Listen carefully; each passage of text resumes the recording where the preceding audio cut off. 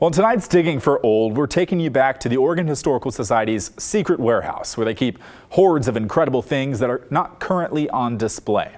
And tonight we get some help from photographs from librarian Laura Cray, who shows us some incredible pictures from a perilous journey between the Dalles and Portland in late 1884 in a train ride that lasted 3 weeks. So today I have the photo album that tells the story of how Starvation Creek State Park got its name. This photo album is photographs that were taken by Carlton Watkins, who most people know as the photographer who brought Yosemite, what is now Yosemite National Park, to national attention in the 1860s. He also did several trips up to Oregon, primarily photographing the Columbia River Gorge area. This particular album tells the story of a time when he was here in the winter, and this train, the Pacific Express train, left the Dalles on December 17th, and it was en route 85 miles to Portland. It did not make it to Portland for 21 days. So during the time after they left, heavy snow caused avalanches along the tracks, and the snow, as you can see in the pictures, piled up several feet high. So the train ended up trapped in the middle of the gorge between the Dalles and Portland for that 21 days with only the supplies they had on the train. So during that time, people were burning seats for warmth, trying to scrape up whatever people had packed for snacks for themselves on the train to keep everyone alive. Miraculously, everyone did survive the trip.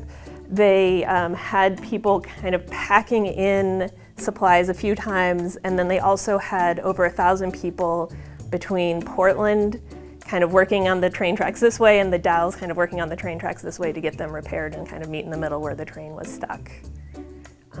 So Carlton Watkins happened to be in Portland at that time, and so he went out on one of the rescue trains and documented crews helping to start dig out the tracks, as well as there are some amazing photographs of the Columbia River Gorge waterfalls frozen over in ice.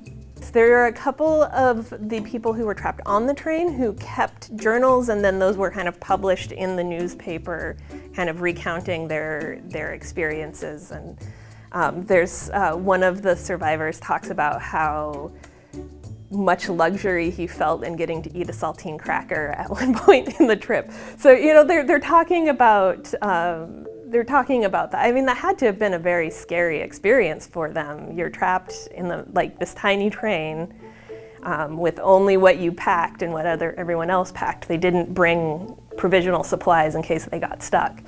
And they didn't have enough fuel to keep the train heated during that time either. So it was an arduous experience for them, for sure. Starvation Creek originally was called Starve Out Creek, and it's the area kind of generally where the train was trapped, and then when they formed it into the state park, it became Starvation Creek State Park. Carlton Watkins was revolutionary for the photography that he did. He used mammoth plates. At this time, there was no photograph enlargement, so the size of the negative that you shot was the size of the print that you produced. So these ones are actually fairly small. He also did a series of mammoth plates that are much larger, and at the time no one was shooting photographs that large very commonly, so it was the first time, especially people on the East Coast, were seeing these large landscape views of the West Coast and the amazing scenery. A lot of Watkins' work was recognized as special at the time that it was made, so there are quite a few still in circulation. This, since it was such a niche event, I really haven't seen nearly as widely as some of the others, but I'm sure there are other copies. All of those people there. If you happen to have a Carlton Watkins photo album like the one you just saw, let us know. Or maybe you have a family story about that 21-day journey from the Dalles to Portland. We'd love to hear about it. Email thestory@kgw.com or call and leave us a voicemail, 503-226-5090.